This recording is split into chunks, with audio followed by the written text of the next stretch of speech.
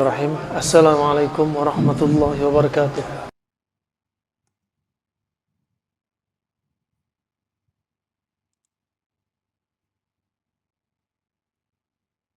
Alihi wa ashabihi ajma'in, amma ba'd. Alhamdulillah, para hadirin jamaah tarawih yang saya muliakan, sebagaimana wasiat Imam Bukhari dalam sahihnya, dia berkata, al-ilmu qabla al-qawli wal-amali. Ilmu itu sebelum berucap dan sebelum beramal. Termasuk puasa. Kita juga demikian, bekali diri kita dengan ilmu sebelum kita mengamalkan, sebelum kita berucap. Allah Subhanahu wa taala telah berfirman dalam surat Al-Baqarah ayat 183, wa an tasumu khairul lakum in kuntum ta'lamun. Dan sesungguhnya puasanya kalian itu lebih baik bagi kalian jika kalian mengilmuinya. Nah, ini sebenarnya ada isyarat di sini. Puasa sebenarnya lebih baik bagi kalian, ada kata berikutnya, jika apa? Kalian mengilmuinya. Berarti perlu untuk mengilmui bahwasanya puasa itu lebih baik bagi kita. Mengilmui di sini kita ingin tahu tentang dalil-dalil akan wajibnya puasa, dalil-dalil keutamaan puasa, ya. Juga ternyata perlu dibahas, puasa lebih baik bagi kita jika kita mengilmuinya. Dari apa? Manfaat puasa dari sisi apa? Dunia kesehatan juga. Puasa itu lebih baik daripada enggak puasa. Nah, itu. Makanya perlu kita ilmui. Sebagaimana pepatah mengatakan, tak kenal maka tak sayang. Kalau kita ilmui puasa, kita kenali puasa, kita kenali bulan Ramadan, kita jadinya apa? Sayang sama bulan Ramadan. Sayang sama ibadah-ibadah di bulan Ramadan. Semakin sayang dan semakin cinta kita terhadap puasa dan amalan-amalan di bulan Ramadan, maka akan semakin lezat ibadah yang bisa kita lakukan. Ini sebagaimana wasiat Ibnu Qayyim rahimahullah ta'ala. Kemudian kalau kita lihat puasa itu lebih baik bagi kita, di antaranya kita coba telaah hadis-hadis dan ayat tentang puasa. Satu, ayat tentang puasa. Kutiba alaikumusiyam kama kutiba alal ladzina min qablikum la'allakum tattaqun. Allah sebutkan lafaz tentang puasa ini di dalam Al-Qur'an sekitar 13 sampai 14 kali. Menunjukkan apa? Puasa itu ibadah yang agung, ibadah yang mulia, penting. Kenapa? Allah sebutkan berulang-ulang. Indala ala syai' dala ala annahu fihi syai'. Kalau Allah sebutkan berulang-ulang, pasti ada sesuatu di balik itu. Nah, coba dalam ayat ini saja kita bisa ambil faedah, sekian banyak faedah. Ya, demi Allah ya, kalau pengen kita catat keutamaan puasa, kata para ulama apa? La nu'addu wa la nuhsa. Enggak bisa kita hitung manfaat puasa. Banyak banget. Ya. Allah telah berfirman, telah diwajibkan atas kalian sebagaimana umat-umat sebelum kalian diwajibkan puasa. Agar apa? La'allakum tattaqun, agar kalian menjadi orang yang bertakwa. Allah tidak bilang la'allakum taj'un, agar kalian lapar. Enggak. La'allakum ta'tishun, agar kalian haus. Enggak. La'allakum tasihun, agar kalian sehat. Bukan itu. Tapi apa? Hati yang dimaukan. Karena hati inilah yang dilihat oleh Allah Subhanahu wa taala. Bertakwa, ya. Bukan yang dilihat oleh Allah itu penampilan kita, harta kita, tapi apa? Innallaha la yanzuru ila suwarikum wala ila amwalikum walakin yanzuru ila a'malikum wa ila qulubikum. Ya, itu yang dilihat Allah, apa? Amalan kita dan apa? Hati kita. Ini apa? Kemudian dalam faedah ayat ini aja, sini menunjukkan bahwasannya puasanya ala Nabi Muhammad, ya, itu mengkhusus. menunjukkan orang Yahudi dan Nasara dulu ada puasa. Mereka juga puasa, Yahudi dan Nasara. Tapi apa? Puasa ala Yahudi dan Nasara disempurnakan dengan puasanya ala Nabi Muhammad. Ya.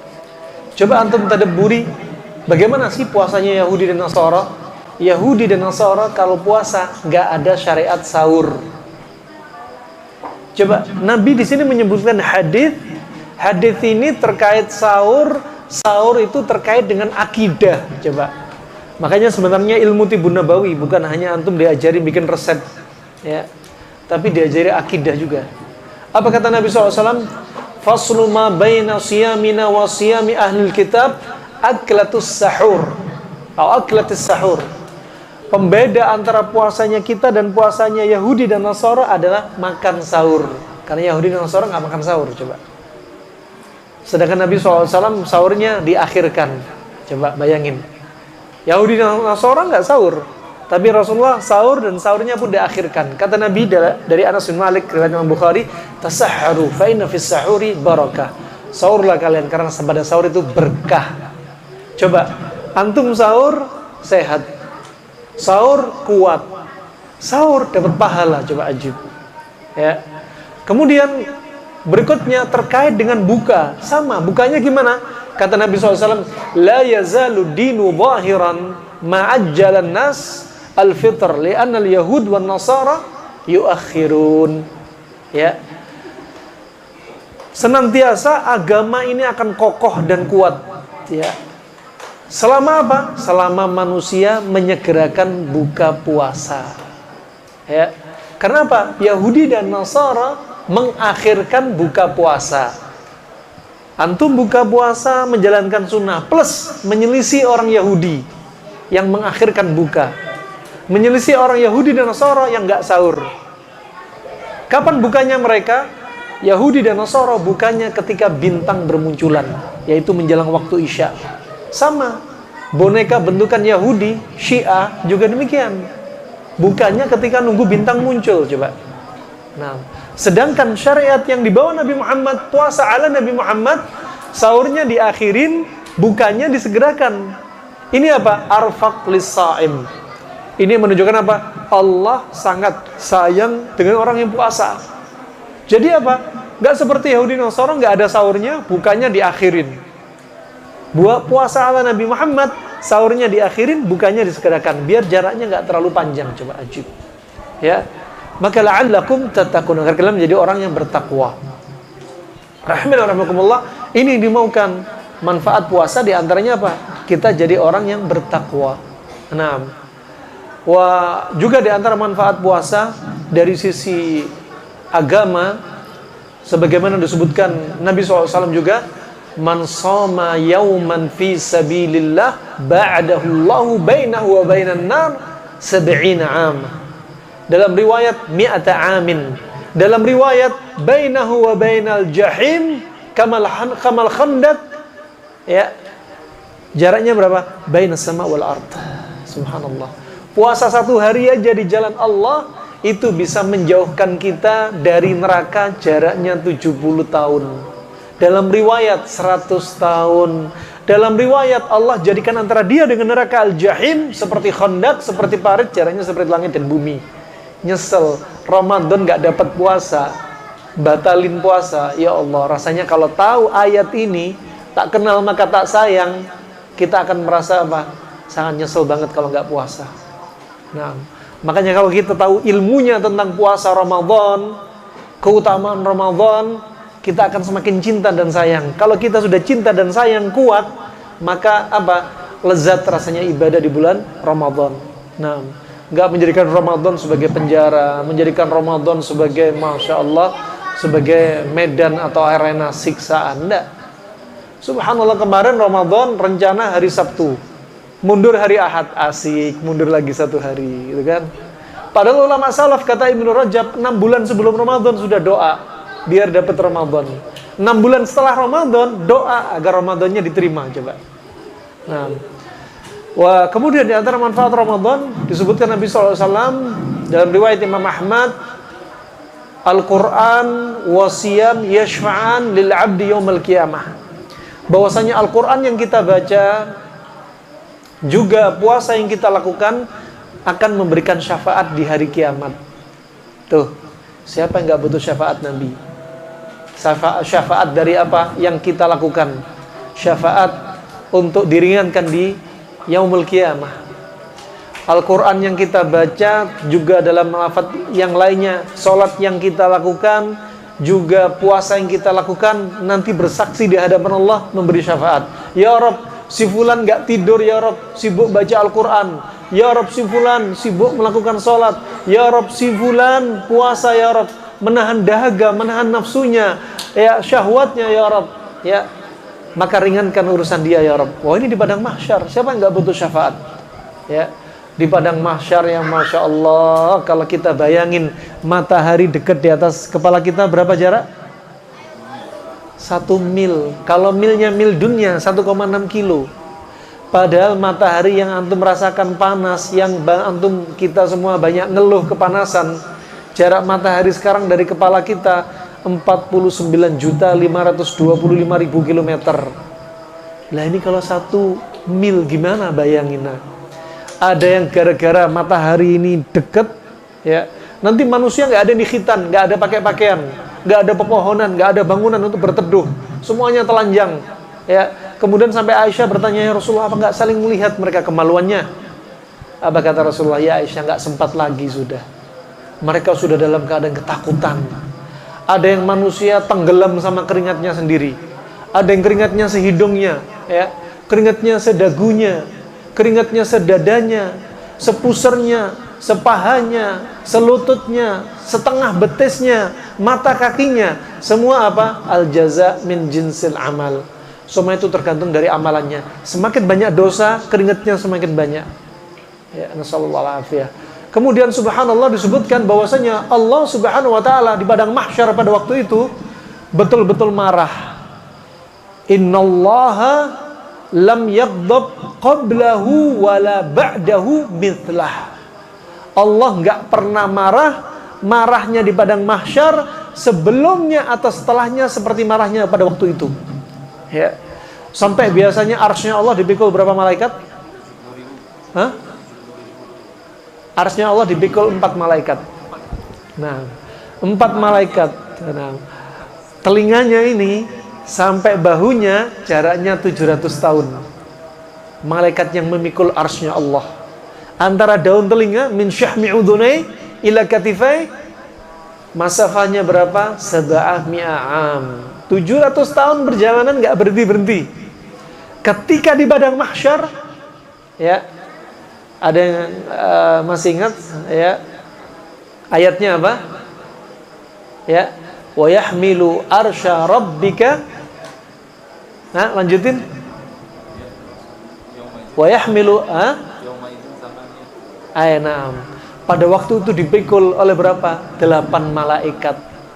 Dalam hadis disebutkan arsy-nya Allah 4 malaikat.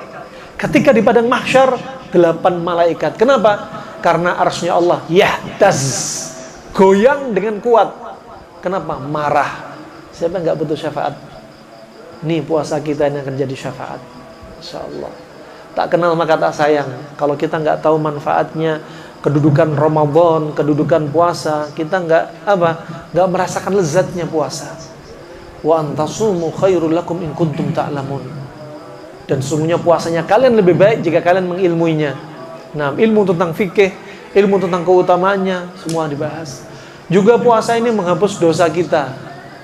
Ya, Ramadan ila Ramadan, Jum'ah ila Jum'ah, Shalah ila Shalah, itu menghapus dosa kita. Ya, menghapus dosa kita malam takun kabair, selama bukan dosa besar. Ya, dosa besar butuh taubat. Wah, kemudian juga di antara manfaat puasa dibukakan atau disediakan oleh Allah Subhanahu wa taala pintu surga namanya Rayyan. Ya. Oh, ini manfaat puasa ajib, ya. Manfaat puasa banyak banget.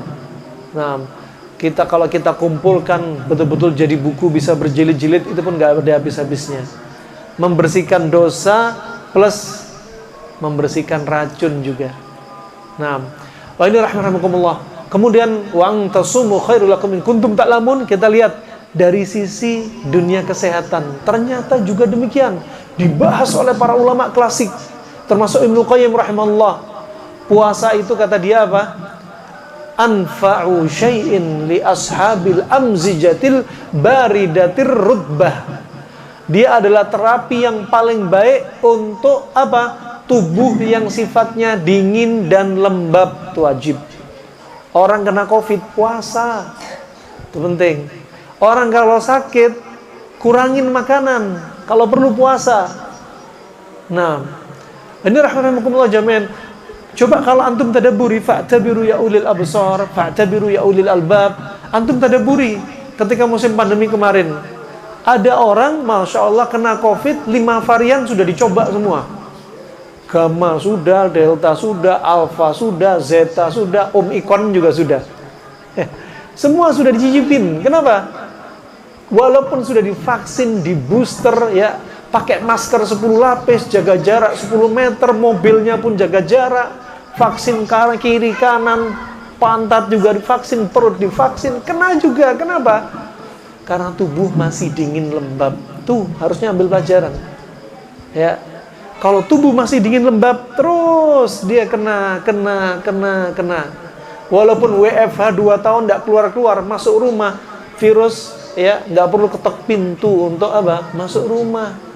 Ya, masuk jendela, bawa pintu, ya, atap-atap, bisa masuk. Kalau tubuh kita dingin lembab, akan menjadi apa? Inang dan media dari apa? Virus, bakteri dan jamur. Itu diantaranya puasanya obat. Makanya subhanallah, di antara hadis Nabi SAW, kata Nabi apa? La tukrihu mardakum bi ta'am wa syarab fa innallaha tabaraka wa ta'ala yut'imhum wa yuskihim. Janganlah paksa orang yang sakit untuk makan, karena Allah lah yang memberi makan dan minum. Ini hadis azim. Hadis ini khilaf. Di antaranya Imam Bukhari, Imam Nawawi, Syekh Muqbil mengatakan hadis ini lemah. Tapi Syekh Albani berpendapat hadis ini sahih setelah dikumpulkan dari jalan yang banyak. Dan isi hadis ini sangat cocok dengan konsep ilmu pengobatan klasik. Orang yang sakit jangan dipaksa makan. Itu ada apa? Rahasia yang Allah ciptakan. Orang sakit lidahnya pahit, itu alarm bahwasanya liver dia sudah lemah. Lidah pahit, kalau dokter modern mungkin nggak neliti. Kenapa lidah pahit? Pokoknya lidah pahit. Ya, mungkin asam lambung naik. Enggak. Lidah pahit itu alarm livernya lagi lemah, terlalu lembab. Makanya nggak ada nafsu makan. Seandainya tubuh bisa bicara, jangan kau tambah lagi tubuh kamu dengan racun yang kau masukkan dalam tubuh. Ini alarm bioritme yang Allah jadikan apa? Melalui apa? Tubuh ini nggak nafsu makan. Kenapa? Liver sudah lemah. Ditambahi makan lagi, tambah lemah. Itu wajib. Ya. Kemudian, apakah berarti orang sakit nggak boleh makan? Boleh. Makan, tapi makanannya apa? Makanan nggak berlebihan. Satu. Kedua, makanannya adalah sifat lawan dari penyakit dia. Misalkan COVID. COVID ya jangan dikasih es-esan. COVID sudah dingin lembab, dikasih dingin-dingin, tambah parah. COVID dingin lembab, dikasih makanan lawanannya. Kalau herbalnya kustul hindi, kalau makanannya apa? Ikan asin. Ya salam. Panas kering itu obatnya COVID tuh, ikan asin. Nah, kemudian alhamdulillah ini simpel sekali, ya. Kemudian kata Ibnu Qayyim rahimahullah, juga kata para ulama disebutkan karena Allah lah yang memberi makan dan minum. Bagaimana cara Allah memberi makan minum dengan apa? Jangan banyak makan nih orang sakit. Gimana caranya? Ternyata ketika orang sakit nggak dikasih banyak makan, apa yang terjadi? Ternyata Allah jadikan makanan melalui apa? Leukosit dia naik. Itulah makanan dia. Ternyata darah encer, sehingga apa? Nutrisi terus ngalir ke tubuh, oksigen juga lancar, ya. Orang kalau kebanyakan makan, darah semakin kental.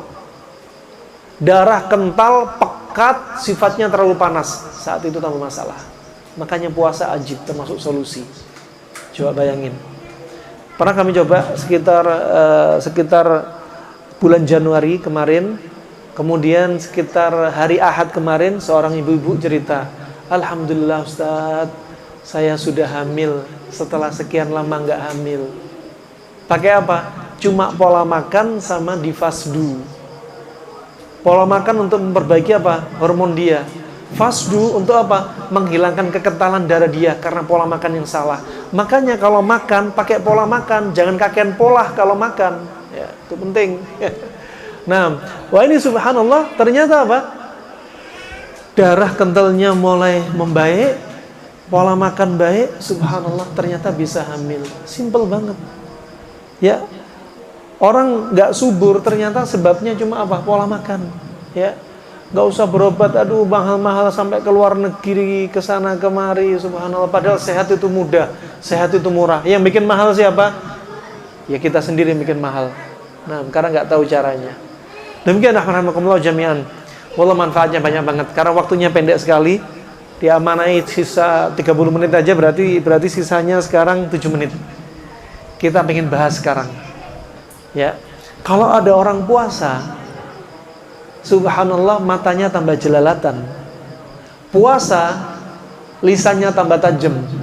Puasa hatinya tambah berpenyakit. Hasad, iri, dengki, ghibah, namimah, riya. Puasa tangannya tambah gemes, gerakkan apa? Buka website yang nggak pantas untuk dilihat. Puasa tangannya, kakinya semakin melangkahkan untuk menjauhi masjid. Ketahuilah ya, ini sholatnya perlu dikoreksi. Di bulan Ramadan Allah tambahi ada syariat sholat taraweh. Padahal Allah sudah berfirman, Inna sholata tanha anil fahsya'i wal munkar. Sholat itu untuk mencegah perbuatan keji dan mungkar. Lah di bulan Ramadan, keji dan mungkarnya dosisnya ditambah. Berarti koreksi sholat tarawehnya.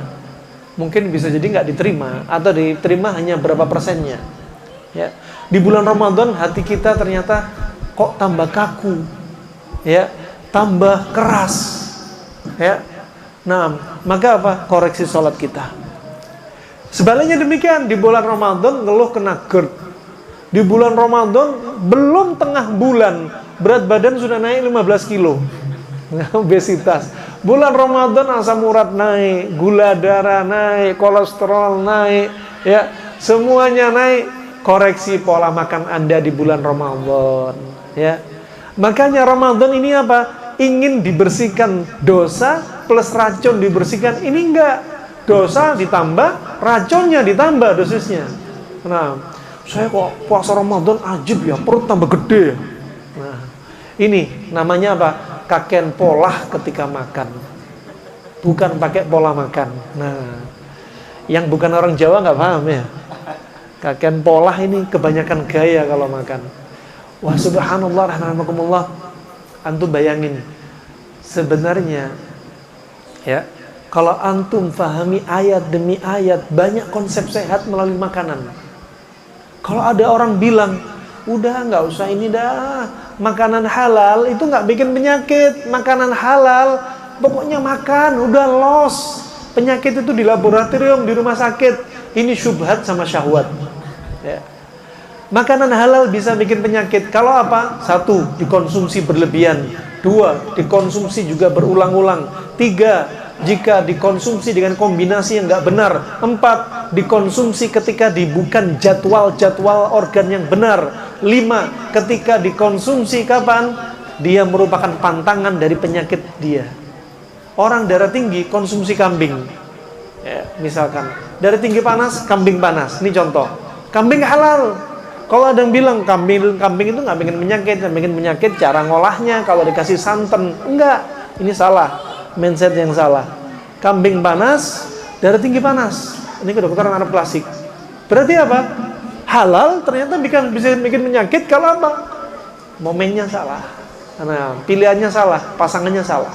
Nah, coba antum bayangin ayat pertama. Wa kulu washrabu wa la tusrifu. Makan dan minum dan jangan berlebihan. Makan jangan berlebihan. Minum juga. Kalau ada yang bilang, Pak, Bu, banyak minum itu bagus untuk ginjal. Lihat dulu. Ya, anak kecil disuruh minum 3 liter, melembung perutnya. Paru-parunya isi cairan, tubuhnya dingin. Ibu-ibu di rumah, ya, nggak keluar, nggak keringetan, pakai AC di dalam terus. Bapaknya yang kerja, minumnya 3 liter. Ini ibu jadi dingin. Ya. Kalau ibu istri Anda kebanyakan minum, masalah. Ya. Disebutkan Imam Zurnuji dalam kitabnya Ta'lim Muta'allim, ya, beliau ulama tahun 600 Hijriah, orang kalau kebanyakan air, tubuhnya akan dingin. Jadi ginjal terlalu dingin, jantung dingin, semuanya dingin. Kalau semua dingin, akhirnya apa? Daya ingat akan lemah. Konsentrasi berkurang, tuh lihat. Makanya obat untuk anak antum daya ingat kuat, jangan kasih dingin-dingin terlalu banyak. Itu penting.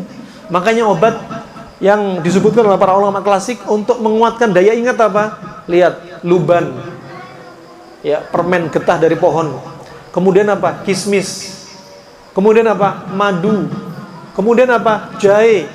Kalau di zaman kita apa? Propolis, ginkgo biloba. Kenapa? Semua sifatnya panas untuk menghilangkan kelembapan di otak. Itu ajib. Nah, kemudian Imam Abul Husain Al-Baghdadi, ulama tahun 425 Hijriah, menyebutkan orang kalau tubuhnya dingin, apa? Dia akan jadi orang frigid. Ya. Jangan ngayal mau berapa kali semalaman, jangan ngayal. Tubuh dingin, ginjal dingin, ya. Nah, apalagi ngayal mau nambah, satu aja nggak dipuasin. Ngayal mau nambah, subhanallah. Nah, kalau kedinginan jangan harap. Ya. Anak pernah coba waktu di Yaman, waktu itu tahun 2006, kita dakwah di pucuk gunung. Ya, selama 1 bulan di bulan Ramadan. Kita diprank sama orang Badu ini. Dibikinin, ditumbukin kismis. Pak, dikasih air, dikasih minum kita bertiga. Habis minum, subhanallah ajib. Jam 12 malam, mimpi basah. Nggak pengen ketahuan, jadi jam 1 itu nyari kamar mandi. Kamar mandinya jaraknya 200 meter, lewat kuburan, padang pasir, lewat suara keledai, angin putih, angin yang suaranya serem malam-malam itu. Demi nggak ketahuan teman-teman. Subhanallah, ketika mau sahur, kita cerita, ternyata semua mandi janabah semua. Ini apa? Menghangatkan, itu penting. Nah, wah ini rahmanakumullah jami'an. Ya, makanya kalau terlalu dingin juga, makanya Allah berfirman, jangan makan berlebihan, jangan minum berlebihan. Artinya apa? Sedang-sedang saja. Ya, Allah juga berfirman, walladzina kafaru yatamatta'una wa ya'kuluna kama ta'kulul an'am. Apa kata Allah? Dan orang-orang kafir, mereka kalau makan mereka seperti binatang ternak. Syuf, kita nggak boleh makan kayak binatang ternak, semua dimakan. Nih buka puasa nih, sudah ngayal dulu sebelum, ketika habis asar, nasi pokoknya saya 2 piring harus habis, nasi padang. Nanti minumnya es campur 2 mangkok. Nanti sudah ngayal, udah belum buka, subhanallah. Sudah mindsetnya udah diatur ke situ ya. Nah, subhanallah ya. Ronde 1, ronde 2, ronde 3 menunya ini. Dan kita ini nggak boleh makannya seperti haula, seperti mereka. Jangan. Man tasyabbaha biqaumin fahuwa minhum. Barang siapa menyerupai kaum, maka seperti mereka, termasuk urusan makan. Tadi sudah diajarin, jangan makan minum berlebihan, ya. Kemudian makannya jangan kayak mereka yang makannya seperti binatang ternak. Ya. Halal haram nggak peduli. Sehat sakit nggak peduli. Allah juga berfirman, "Falyanzuril insanu ila ta'amih." Maka manusia hendaklah lihat makanan yang dimakan. Ini wasiat dari Allah melalui lisannya Rasulullah. Lihat makanan yang dimakan, bikin halal, halal apa haram, bikin sehat, bikin sakit. Makan di jam-jamnya apa enggak? Cocok apa enggak untuk dia? Ini perlu ditadabburi. Masya Allah. Ini dari ayat, belum hadis begitu banyak. Ya. Hadisnya diantaranya apa? Nabi bersabda, "Ma mala'a adamiyun wi'an syarran min batan." Gak ada yang lebih buruk dari wadah yang ada pada anak Adam ini dari perutnya. Ya. Dan Nabi menyebutkan standarnya kita makan itu seperti apa? Ukulat, lukaimat, hanya beberapa suap, hatta yuqimna sulbah. Sampai apa? Tulang punggung sudah tegak, sudah cukup. Dikasih sama Nabi rukhsah. Wa in kana la mahalah, kalau masih nggak mungkin, pengen nambah, nafsunya masih pengen nambah, silahkan. Tapi apa kata Rasulullah?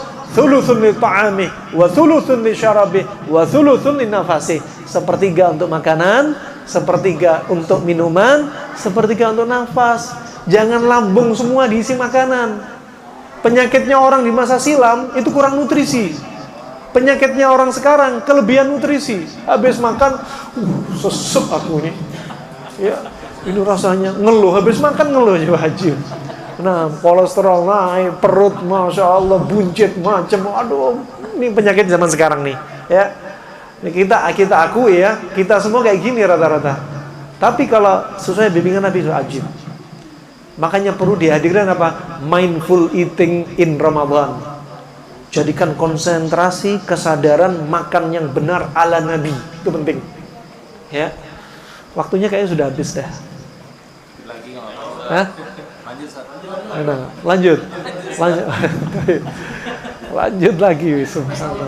Nanti Taib sampai jam 9. Taib dah. Karena ini penting untuk jaga kesehatan antum. Antum harus tahu sahurnya yang terbaik apa sih? Buka yang terbaik itu apa sih? Itu penting. Nah, subhanallah ajib ya. Penyakit kanker sembuh dengan puasa, tapi puasa yang benar. Ya.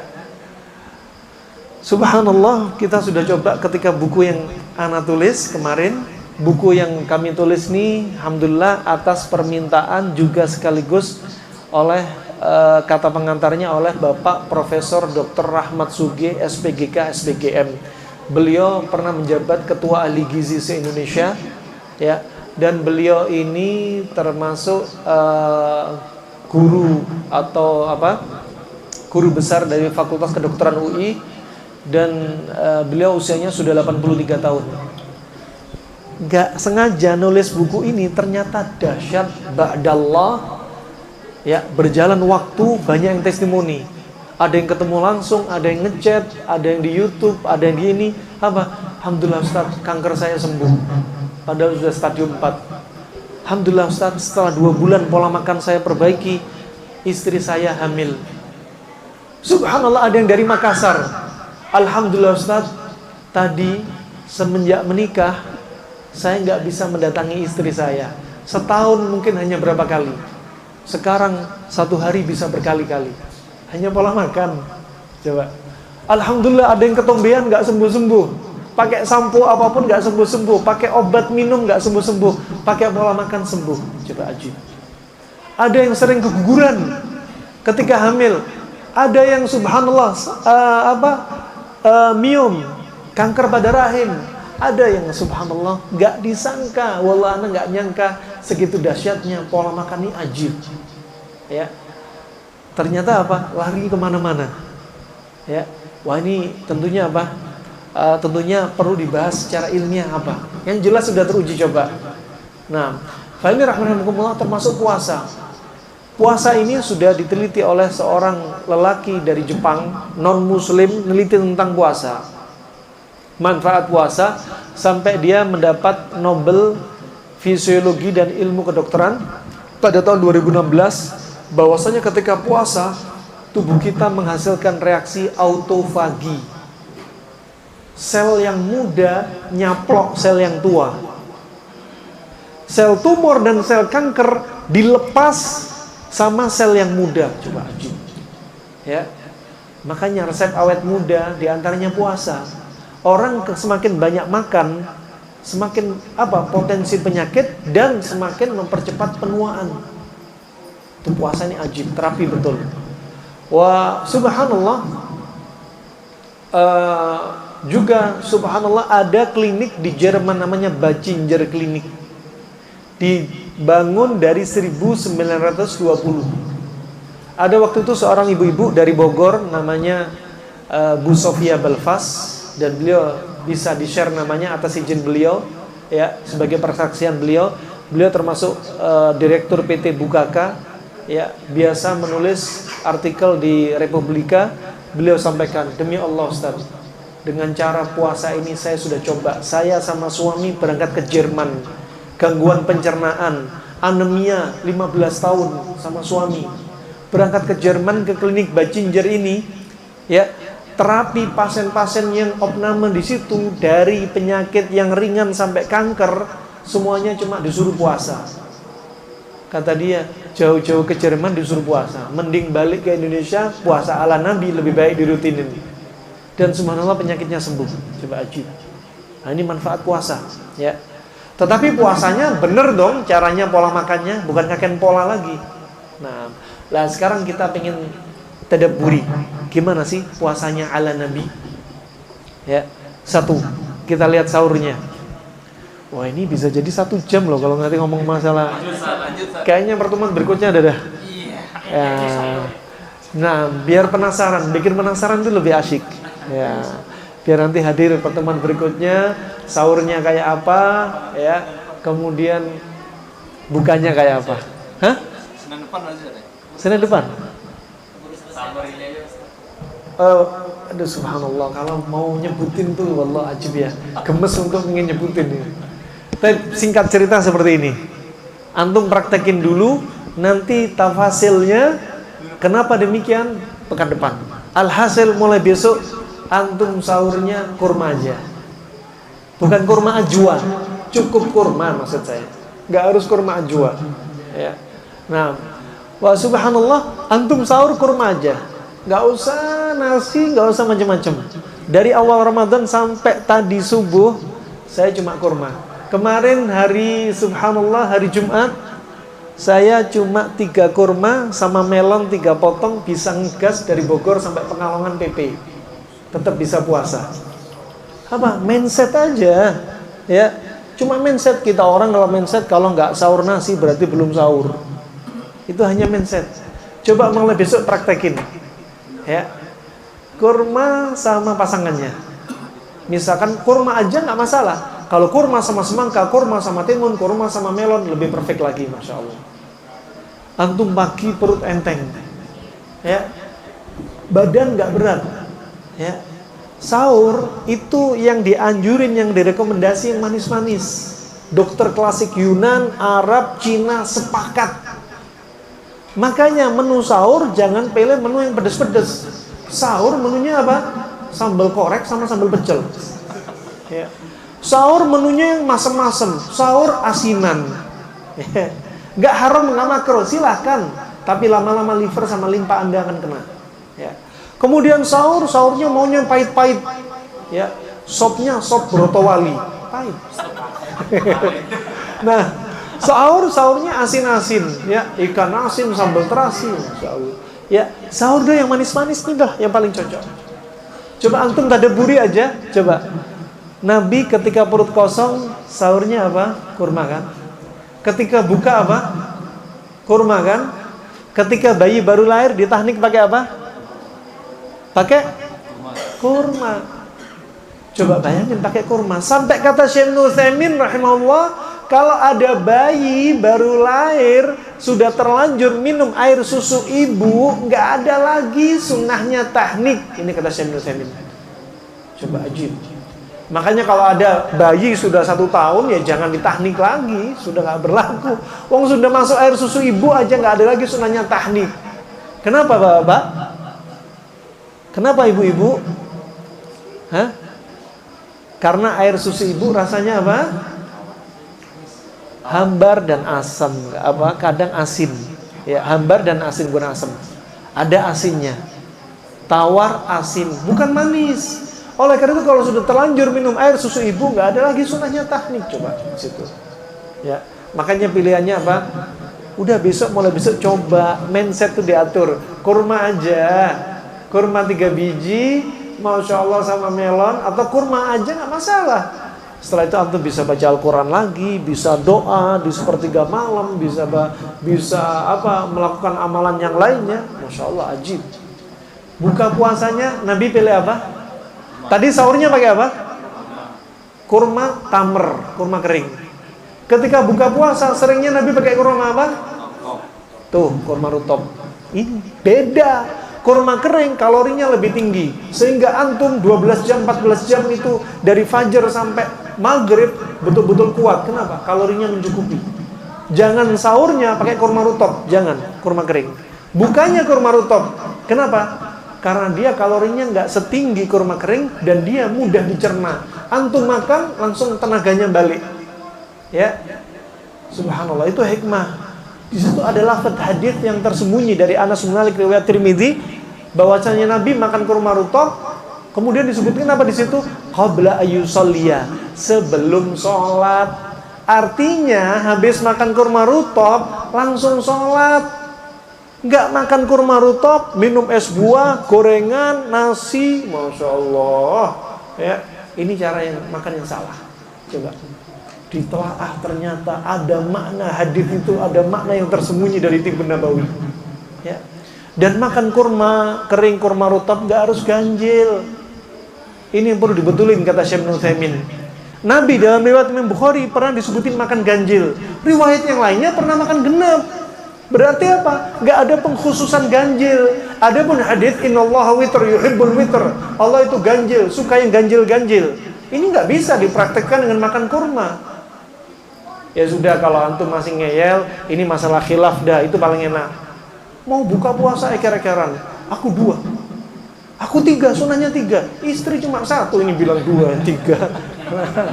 Gaya banget sih. Nah, itu saja insya Allah bisa kita sampaikan. Alhasil jam 8, 9 malam jangan biasa ngemil. Habis terawih nggak ada ronde 2, ronde 3. Kalau mau lapar, minum air putih.